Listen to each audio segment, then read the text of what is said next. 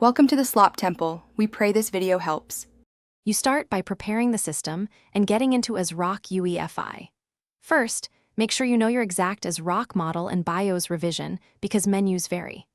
Once done, back up any critical files and optionally set a BIOS password to prevent accidental changes later. Now reboot and press F2 or delete as the logo appears to enter UEFI. Make sure the firmware is in UEFI mode rather than legacy. This ensures the secure boot menu is visible and editable. You now find and change the secure boot controls inside the UEFI.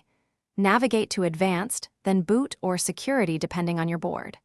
Once there, locate Secure Boot or Secure Boot Configuration. If the option is locked to Standard, switch it to Custom so key management appears.